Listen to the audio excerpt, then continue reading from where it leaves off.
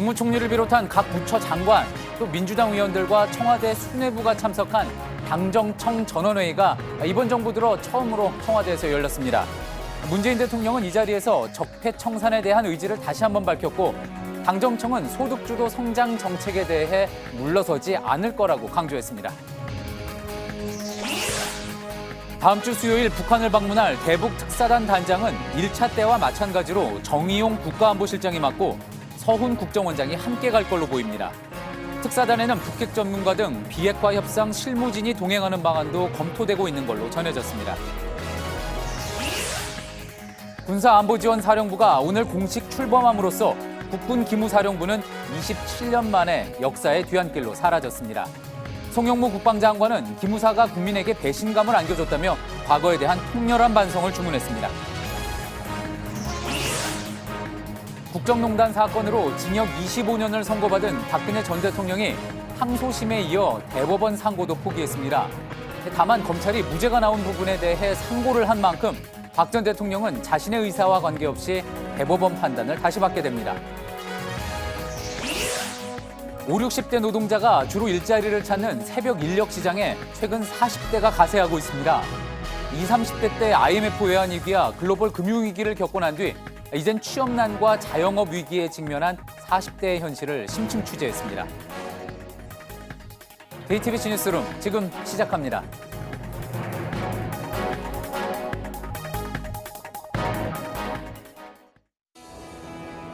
기름 없이 달리는 일상으로 내일을 바꾸는 현대수소 전기차. 3차 남북 정상회담과 유엔 총회, 그리고 정기국회까지 국내적으로 중요한 일정들이 잡혀있는 9월의 첫날, 정부와 청와대 또 여당의 수뇌부가 한데 모이는 당정청 전원회의가 열렸습니다. 이렇게 모두 모인 건 이번 정부 들어 처음입니다. 이 자리에서 문재인 대통령은 정부 초반에 강조한 적폐청산 의지를 다시 한번 밝혔습니다. 당정청은 소득주도 성장 정책에 대해서도 물러서지 않을 것이라고 강조했습니다. 김나한 기자입니다. 이게 나라냐고 국민들이 절국했던 바로 그 지점이 우리 정부가 출발한 지점입니다. 강력하고 지속적인 적폐청산으로 문재인 대통령은 당정청 전원회의에서 대한민국이 대전환기를 맞이하고 있다며 다시 적폐청산 의지를 밝혔습니다. 과거의 소득 불평등과 양극화가 극심해지고 남북관계가 악화했음을 언급하며 강력한 적폐청산으로 정의로운 대한민국을 만들고 상생의 경제와 한반도 평화체제를 이뤄내는 게 시대적 소명이라고 말했습니다. 집권 2년차 들어 경제정책 논란이 불거지고 일부 여론조사에서 대통령 지지율이 50% 초반대로 떨어지는 상황에서 적폐청산이란 초심을 강조했다는 분석입니다. 당정청은 최근 논란이 되고 있는 소득주도 성장 정책도 고통을 최소화하는 보완책을 마련하면서 속도를 높여나가겠다는 뜻을 분명히 했습니다. 이른바 원팀이 돼야 한다는 공감대도 형성했습니다. 당정청이 함께 소통하고 협력하면서 공동 운명체가 되지 않으면 해내기가 어렵습니다. 문재인 정부는 또 민주당 정부다, 하나다라는 그런 의식을 가지고 함께 공동 운명체로 좀. 오늘 전원회의에는 더불어민주당 의원 123명과 국무총리, 각 부처 장관과 청와대 실장 등이 참석했습니다. JTBC 김나한입니다. 예, 그럼 이 시점에 당정청 전원회의가 왜 열린 건지, 또 어떤 의미로 해석할 수 있을지 국회에 나가 있는 취재기자 연결해 들어보겠습니다. 류정화 기자가 나가 있습니다. 류 기자, 이 당정청 회의는 그동안 많이 들어봤지만 당정청 전원회의라는 말 자체는 좀 생소합니다. 거의 200명이 넘는 사람들이 한자리에 모였겠군요. 네, 보통 당정청 회의가 10명 내외의 사람들이 함께하는 점을 감안하면 상당히 이례적인 행사입니다. 문재인 대통령도 직접 사상 최초라고 표현했습니다. 오늘 회의는 중폭 개각과 민주당 이해찬 대표 체제의 출범으로 여권의 전열을 가다듬는 과정에서 문재인 정부 2기의 핵심 기조를 흔들림 없이 가져가겠다는 의지를 밝히는 자리였습니다. 또 이달 중 있을 3차 남북 정상회담과 함께 또 판문점 선언의 국회 비준도 강력히 추진해 나가기로 했습니다. 그렇게 함으로써 소득주도 성장 등 핵심 정책을 둘러싼 논란을 정면 돌파해 지지율을 끌어올리고 국정 동력을 끌어올리겠다는 뜻으로 풀이됩니다. 그렇군요. 여러 가지 중요한 순간에서 힘을 모으겠다. 그런 의미로 해석이 될 수가 있겠군요. 자, 그런데 당정청이 이제 논란이 됐던 소득주도 성장에 대해서는 보완책을 마련하면서 속도를 내겠다. 이렇게 밝혔습니다. 이게 어떤 의미로 볼 수가 있을까요? 네, 결론적으로 말하면 보완책보다는 속도에 더 방점이 찍혀 있습니다. 공공 일자리를 늘리고 또 사회 안정망을 강화하는 등 보완책을 도입해서 정책을 속도감 있게 추진하는 게 장기적으로는 더 고통을 줄이는 방법이라는 겁니다. 민주당 홍익표 수석 대변인은 김동연 경제부총리의 오늘 발표의 부제를 한국 경제의 체감 온도 높이기였다고 소개했습니다. 성장률 같은 외형 지표는 나쁘지 않은데 일자리나 소득 분배와 관련한 체감 경기가 나쁜 것이라고 강조하면서 오히려 정책 속도를 내고 또 홍보를 강화해서 국민들이 체감할 수 있도록 해야 한다는 겁니다. 예, 당정청의 핵심 기조를 흔들림 없이 이어가겠다라는 건데 국회에서는 야당이 크게 반발하고 나섰다고 하죠. 네, 야당은 즉각 논평을 내고 반발했습니다. 특히 적폐청산 기조에 대한 비판이 줄을 이뤘습니다. 자유한국당은 남탓과 적폐청산에 의존하는 분열의 정치를 중단하라고 했고 바른미래당 역시 국민을 무시하는 무능과 오만함의 극치라고 표현했습니다. 당장 내일부터 정기국회가 시작되는데 내년도 예산안과 민생 관련 법안 또 규제 혁신 법안을 놓고 여야의 줄다리기가 치열할 것으로 보입니다. 예, 국회에서 류정화 기자였습니다. 앞서 말씀드렸듯이 9월의 중요한 일정 중 하나가 바로 3차 남북 정상회담입니다. 이를 조율하기 위해 다음 주 수요일 북한을 방문할 대북 특사단의 단장은 1차 때와 마찬가지로 정의용 국가안보실장이 맡고 또 서훈 국정원장이 함께 갈 걸로 보입니다. 여기에 비핵화 전문가가 포함될 수 있다는 이야기도 나옵니다. 이희정 기자입니다. 이번 대북 특사단은 정의용 국가안보실장을 단장으로 1차 특사 때와 크게 다르지 않게 구성될 것이라고 정부 관계자가 전했습니다. 1차 특사단은 정 실장과 서훈 국가정보원장, 천혜성 통일부 차관, 윤건영 국정상황실장 등 5명으로 꾸려진 바 있습니다. 다만 김상균 국정원 2차장 대신 남관표 청와대 국가안보실 2차장이 새롭게 포함될 것이란 관측도 나옵니다. 북한이 특사 제안을 신속하게 수용한 만큼 이번 특사단 파견의 배경은 북미 관계 현안이라는 게 전문가들의 분석입니다. 결국 논의는 북미가 서로 주고받을 비핵화와 대북 안정보장 조치에 집중될 것이란 전망입니다. 그런 차원에서 특사단의 북핵 전문가 등 비핵화 협상 실무진이 동행하는 방안도 정부 일각에서 검토되고 있는 걸로 전해졌습니다.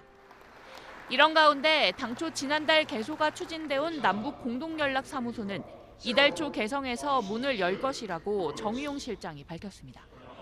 JTBC 이희정입니다.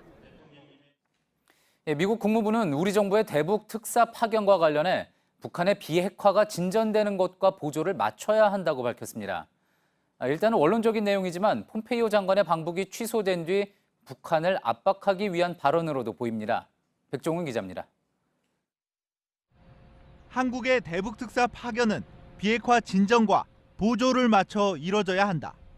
대북 특사 파견 발표 후 국무부가 미국의 소리 방송을 통해 밝힌 입장입니다. 국무부는 문재인 대통령의 말대로 남북관계 개선과 핵 프로그램이 별개가 아니라고 말했습니다. 국무부 관계자는 최종적이고 완전하게 검증된 비핵화, 즉 FFVD 원칙을 언급했습니다. 폼페이오 국무장관이 지난 7월 3차 북한 방문에 앞서 쓴 말입니다. 폼페이오 장관의 4차 방북 취소 후 북한을 압박하려는 것으로 풀이됩니다. 미국의 소리는 또 북한의 비핵화에 진전이 없으면 미국 상원에서 새 대북 제재 법안이 통과될 가능성도 있다고 보도했습니다. 미국 국무부는 관보를 통해 북한 여행 금지 조치를 1년 더 연장한다고 공식화했습니다. 비핵화 압박 흐름과 맥락을 같이 하는 조치로 해석됩니다. 특별 승인을 받아 북한을 가려는 미국인은 반드시 유서를 써서 제출해야만 합니다. JTBC 백종훈입니다. 국군 기무사령부가 해체되고 그 자리를 대신할 군사안보지원사령부가 오늘 공식 출범했습니다. 이 계엄령 문건을 만들고 세월호 유가족을 사찰해 논란을 일으켰던 기무사. 송영무 국방장관은 국민에게 배신감을 안긴 데 대한 반성을 강조했습니다. 박민규 기자입니다. 국군 기무사령부 간판이 국가안보지원사령부로 바뀌었습니다. 1991년 보안사에서 기무사로 명칭이 바뀐 지 27년 만입니다. 창설식에서 송영무 국방장관은 기무사가 정치 개입 등 불법 행위로 국민에게 배신감을 안겨주었다며 반성을 요구했습니다. 오늘을 계기로 과거를 통렬히 반성하고 희망찬 미래를 향해 나아가야 합니다. 신설 안보지원사는 부대원의 정치적 중립 의무를 규정하고 정치 활동 관여를 금지했습니다. 직무 범위를 벗어난 민간인에 대한 정보 수집 그리고 수사도 할 수 없게 했습니다. 인력은 2,900여 명, 기존 기무사 인력 4,200여 명에서 30%가량 줄어든 규모입니다. 전 부대원이 업무 범위를 명확히 이해한 가운데 해야 할 일과 해서는 안 될 일을 구분해 수행함으로써 개헌 문건 작성과 세월호 민간인 사찰 그리고 댓글 공작, 이른바 3대 불법 행위 연루 파문 끝에 기무사는 결국 역사의 뒤안길로 사라지게 됐습니다. JTBC 박민규입니다. 국정농단 사건으로 징역 25년형을 받은 박근혜 전 대통령이 항소심 때와 마찬가지로 대법원 상고를 스스로 포기했습니다. 다만 여러 혐의 중 무죄가 난 부분에 대해서 검찰이 상고를 했기 때문에 박 전 대통령에 대한 대법원 재판은 진행이 됩니다. 뇌물을 건넨 혐의로 이미 대법원에 가 있는 이재용 삼성전자 부회장 사건과 맞물려 법원의 마지막 판단을 받게 됐습니다. 강현석 기자입니다. 항소심에서 형량이 1년 더해져 징역 25년형을 받은 박근혜 전 대통령이 대법원 판단을 포기했습니다. 대법원 판단을 받으려면 2심 판결 뒤 일주일 안에 상고장을 내야 하는데 기한인 지난달 31일까지 아무런 서류도 내지 않았기 때문입니다. 박 전 대통령은 1심이 끝난 뒤에도 항소를 포기했지만 검찰이 항소하면서 2심 재판이 진행됐습니다. 검찰이 이미 무죄 부분에 대해 대법원에 상고한 만큼 박 전 대통령은 본인 의사와 무관하게 다시 대법원의 판단을 받게 됩니다. 문제는 이미 대법원에 가 있는 이재용 삼성전자 부회장 재판과의 관계입니다. 이 부회장은 박 전 대통령에게 뇌물 36억여 원을 건넨 혐의로 현재 집행유예를 선고받은 상태입니다. 그런데 박 전 대통령 2심에서 인정한 뇌물 수수 액수는 87억 원으로 서로 액수가 일치하지 않습니다. 이 때문에 앞으로 대법원이 이 부회장 사건과 합쳐 판단하게 될지 아니면 사회적 이목이 쏠린 사건이라 대법관 전원이 참여하는 전원 합의체의 사건을 붙일지 관심입니다. JTBC 강현석입니다.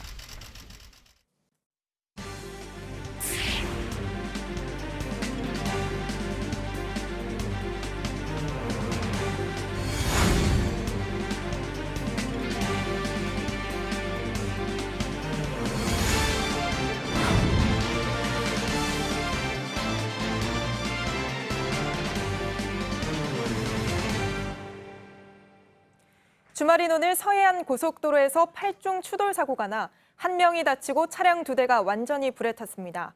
경기 용인에선 모델하우스에서 큰 불이 나면서 근처 아파트까지 정전되는 사고가 있었습니다. 주말 사건 사고 소식 홍지용 기자가 전해드립니다.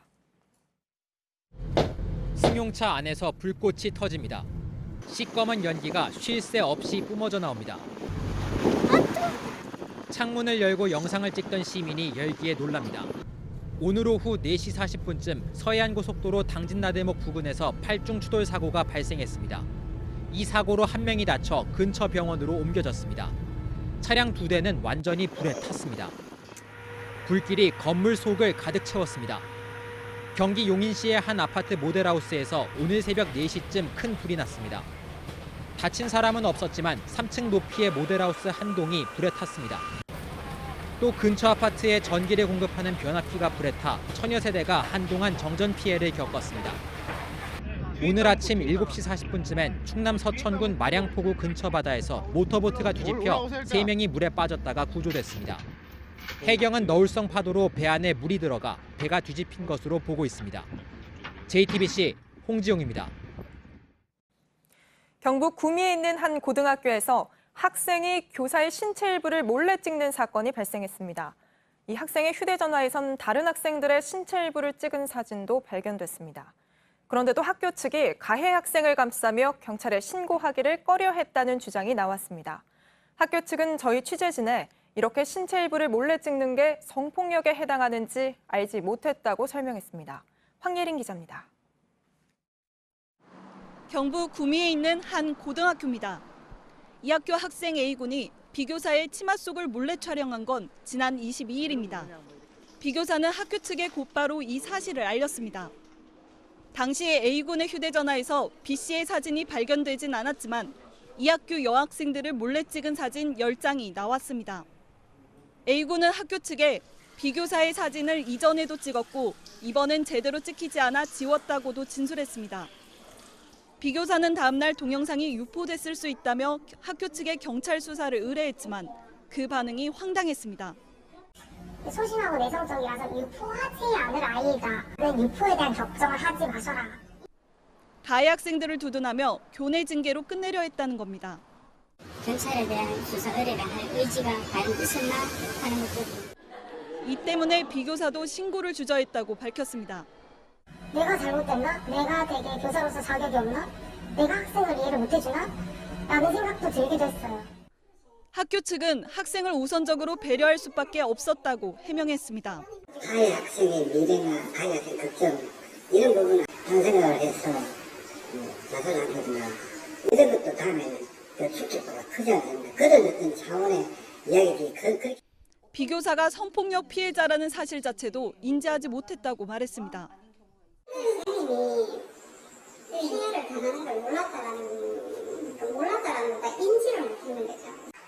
이 성폭력에 해당된다는 것도 성폭력 게시판에 올라오고 난 뒤에 그걸 인지했잖아요. 그러니까 제가 무시한 거예요. 실제 B교사가 교육청에 직접 교권 침해 사실을 알린 후에야 학교에선 교권보호위원회가 열렸고 지난 29일 가해 학생에게 퇴학 처분을 내렸습니다. 그걸 잠재적으로 학습하게 되는 거죠. 아, 선생님도 저렇게 다 했는데 아무것도 안 하시네. 아, 원래 저렇게 당하면 아무것도 안 하는 거구나.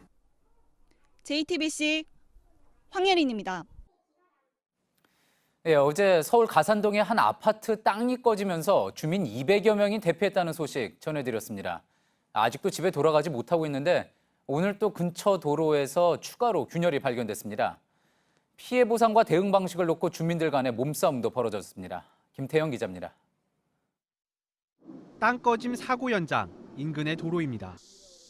밤사이 이 도로에 금이 가는 등 집안 치마 징후가 추가로 나타났습니다. 도로 앞부분에 도로 치마 이런 징후가 보여서 어젯밤 한 10시 50분께쯤부터 이제 도로 통제를 하고 있습니다. 24시간 48시간 지나는 거 보고 있으면 갈수록 가관이야. 정말 눈 뜨고 봐줄 수가 없어. 이미 첫 땅 꺼짐이 나타나기 열흘 전부터 이상 징후를 느꼈다는 증언도 이어졌습니다. 8월 20일부터 조금 하던 일이 막 벌어진 거예요. 독박이장이에요, 앞에 베란다에. 주민들은 아파트 옆에서 고층 오피스텔 건설 공사가 진행되면서 생긴 현상이라고 주장하고 있습니다. 하지만 관할구청은 아직 명확한 답을 내놓지 못하고 있습니다. 피해 보상과 대응 방식을 놓고 입주민 사이에서 몸싸움이 빚어지는 등 갈등 양상도 나타나고 있습니다. 아파트 안전에 대한 우려가 커지면서 주민들은 이틀째 집으로 돌아가지 못하고 있습니다. JTBC 김태영입니다. 폭염이 물러간 이번 주 내내 전국이 비 때문에 몸살을 앓았습니다. 이른바 가을 장마 전선이 형성됐던 건데 뜨거워진 서해 바다가 이런 현상에 영향을 미쳤습니다. 앞으로 이렇게 예측하기 힘든 날씨가 일상화될 거라는 관측입니다. 이정엽 기자입니다.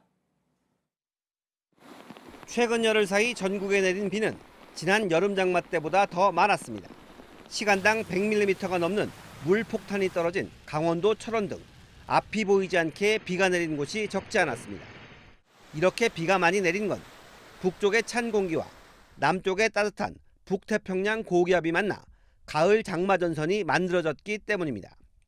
여기에 폭염으로 서해 바다 온도가 올라가면서 기습 폭우가 자주 내렸습니다. 서해 쪽에 해수 온도가 높아요. 네, 해수 온도가 높을 때는 더 많은 수증기를 공급을 해줘요, 에너지를. 밤중에 해상에서 발달한 구름대가 들어오는 거예요. 결국 기후변화가 불러온 역대급 폭염이 가을 장마의 위력을 키운 겁니다. 전문가들은 북극 빙하가 급격히 녹으면서 제트 기류가 약해진 걸 걱정하고 있습니다. 제트 기류가 약해지면 대기 흐름이 정체돼 폭염 등 기상이변이 자주 발생합니다. 예측 불가능한 날씨가 일상화될 거란 분석입니다. JTBC 이정엽입니다. 이렇게 변덕스러운 날씨는 오늘도 계속됐습니다. 남부지방과 제주에서는 계속해서 많은 비가 내렸습니다. 하지만 서울을 비롯한 내륙지방은 언제 폭우가 쏟아졌느냐는 듯 오래간만에 맑은 하늘의 모습을 드러냈습니다. 이세누리 기자입니다. 오늘 오후 서울 하늘입니다. 20km 너머를 훤히 볼 수 있을 만큼 청명했습니다. 공원은 나들이 가족들로 붐볐습니다. 하지만 남부지방은 상황이 달랐습니다. 부산 온천천은 물이 불어나면서 산책로 바로 밑까지 차올랐습니다. 비가 갑작스레 여름에는 비 안 오고 이 가을에 비 이렇게 많이 빼네 정신이 하나도 없어요. 여름에 비 안 오면 이 가을에 대문 밑에 와갖고 농사를 다 망치버려요. 오늘 오후 제주에는 호우경보가 내려졌습니다. 굵은 빗줄기가 내리치는 한라산은 전 구간이 통제됐습니다. 정부는 이번 주 내린 폭우로 전국 300여 명의 이재민이 발생했다고 밝혔습니다. 3명이 숨지고 1명이 실종됐으며 4명은 부상을 당했습니다. 내일은 내륙을 중심으로 기온이 오늘만큼 올라 낮 동안 다소 덥겠습니다. 기상청은 다음 주 초 비가 오고 나면 가을 날씨에 접어들 것이라고 예보했습니다. JTBC 이세누리입니다.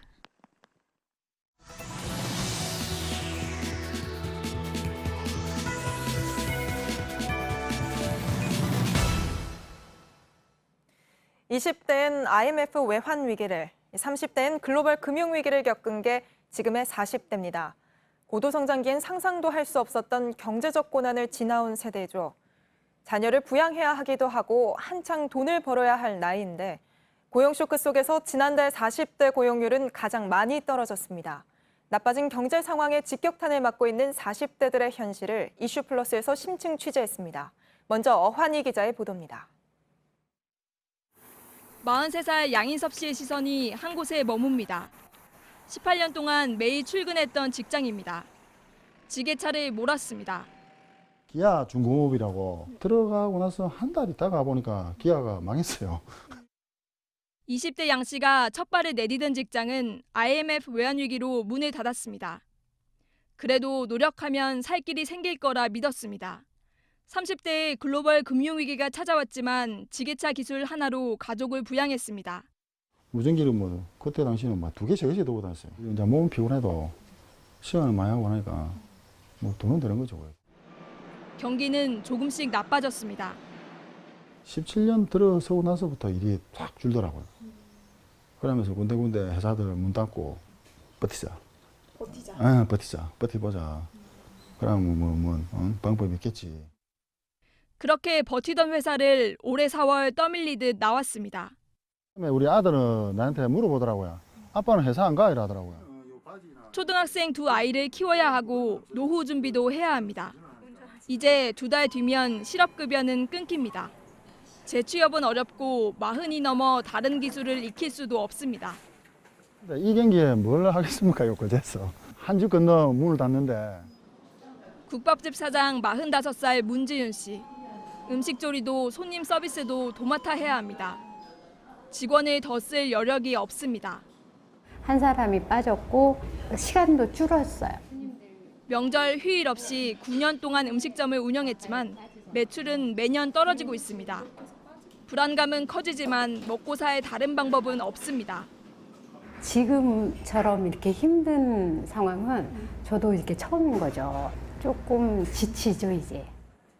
지난달 40대 고용률은 0.7%포인트 감소해 전 연령 가운데 최악이었습니다.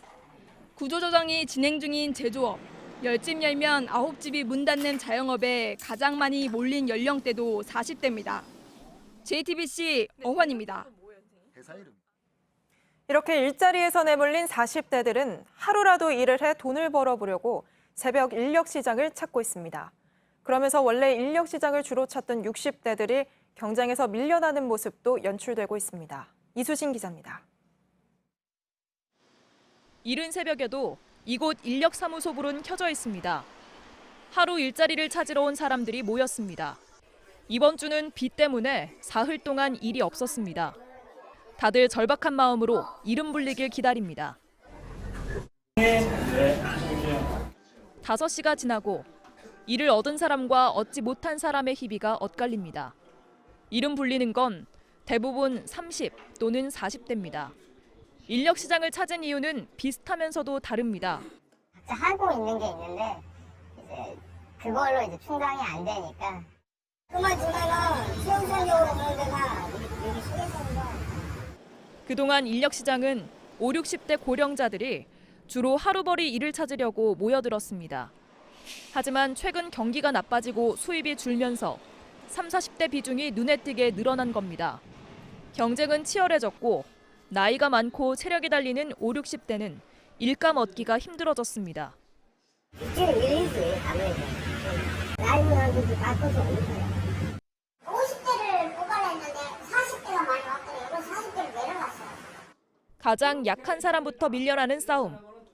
의들끼리의 전쟁은 치열해지고 있습니다. JTBC 이수진입니다. 기름값이 9주째 오르고 있습니다.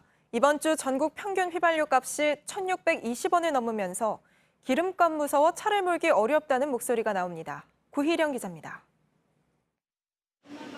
자가용 운전자도 화물차 운전자도 기름값 걱정을 쏟아냅니다. 예전보다 많이 올라서 안 타고 다닐 수 없잖아요. 타고 다녀야 되는 거는. 그 말도 못해. 힘들어요. 기름값이 비싸고 그러니까 한 14만 원 정도 들어. 기름값이 9주 연속 오르면서 이번 주 전국 평균 휘발유 값은 1,620원을 넘었습니다.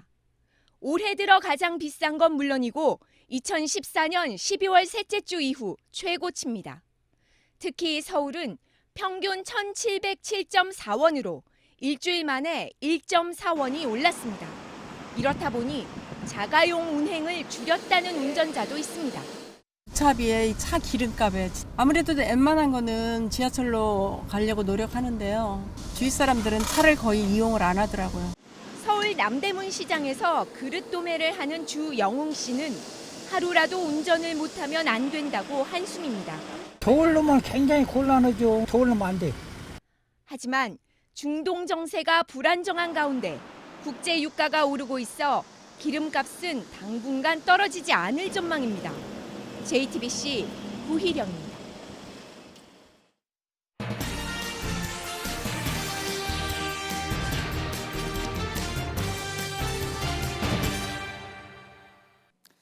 오늘의 뉴스룸 키워드는 가을 장마입니다.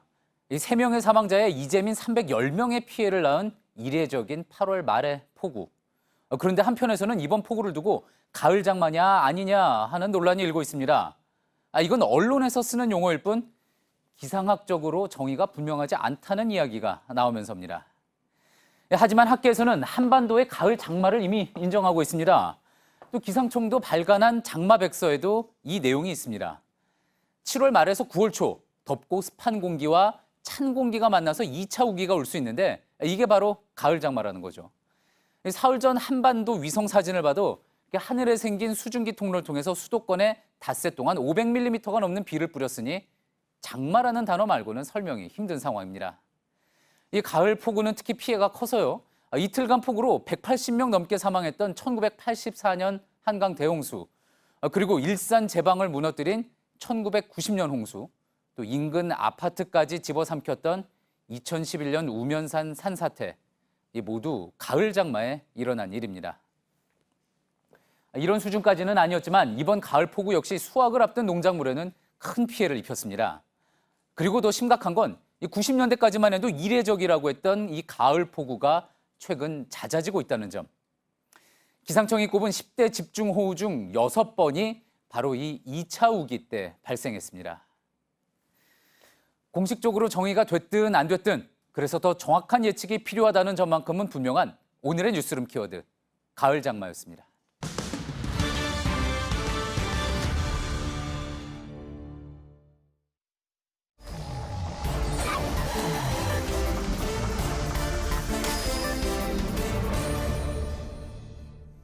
예, 토요일 비하인드 뉴스 시작하겠습니다. 오늘도 어제에 이어서 최재원 기자가 나와 있습니다.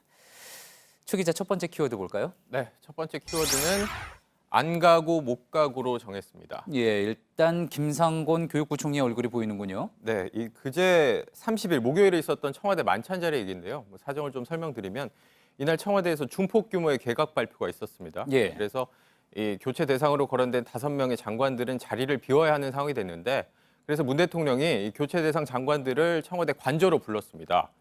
이렇게 함께 저녁을 같이 먹으면서 그동안 고생 많았다 격려하고 위로하는 자리였습니다. 예.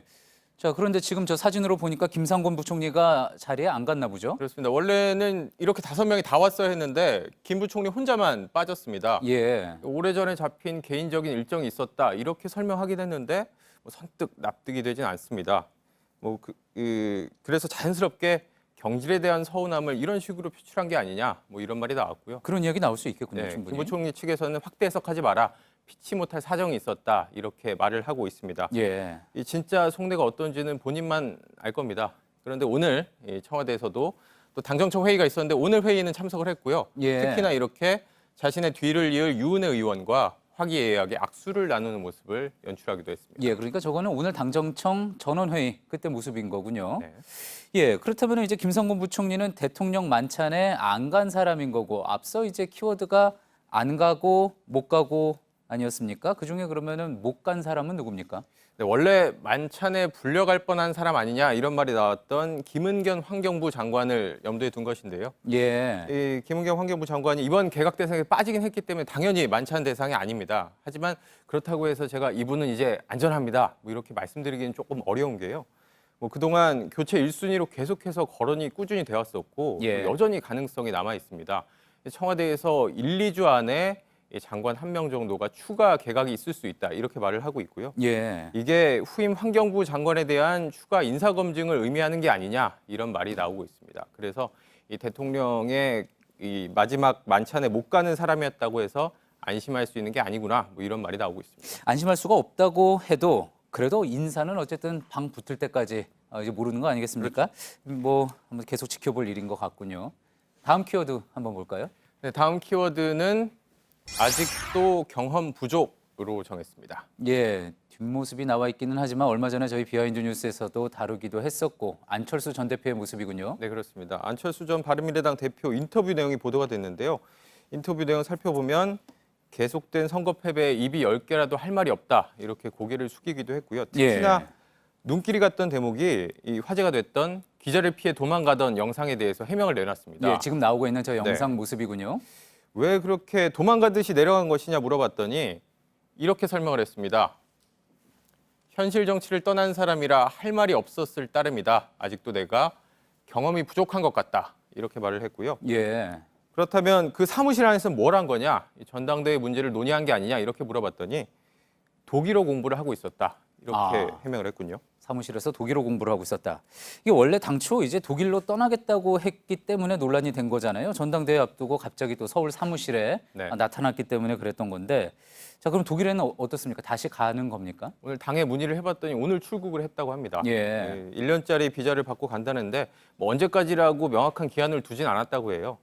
성찰하고 비우는 시간이 필요하다 이렇게 본인이 직접 말하기도 했는데 다만 내일이 바른미래당 새 대표를 뽑는 전당대회 날이라서 떠나는 시점이 다소 미묘하긴 합니다. 그렇군요. 이게 내일이 전당대회이기 때문에 이 당권을 놓고 직접 경쟁하는 사람들 입장에서는 이 안철수 전 대표가 어떤 특정 후보에게 영향력을 행사하게 될까 봐 걱정하고 우려하는 부분 아니겠습니까? 그렇습니다. 그동안 이 레이스 내내 이 안심이라고 그러죠. 예. 안 전 대표가 과연 누구를 밀고 있느냐 이게 항상 논란이 됐었는데 특히나 오늘 당대표에 도전한 이준석 후보가 불편했던 모양입니다. 예. 중앙일보 인터뷰가 있었는데요. 인터뷰 내용 살펴보면 갈 마음이 있다면 진작 갔을 것이다. 지금까지 가지 않고 전당대회까지 기다린다는 것은 다른 생각이 있다는 뜻 아닐까 이렇게 날선 반응을 내놨습니다. 예. 말씀드린 것처럼 바른미래당이 내일 전당대회를 치르고 아마 오후쯤이면은 당대표가 누가 됐습니다. 이 소식을 저희도 전할 수 있을 것 같은데 말씀드린 이 안심 논란이 레이스 내내 계속됐고 특히나 막판에는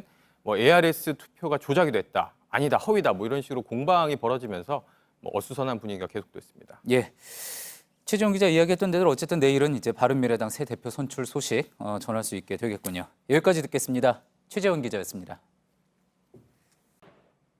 예, 9월 첫날 보내드린 JTBC 뉴스룸. 저희가 준비한 소식은 여기까지입니다. 시청해주신 여러분 고맙습니다.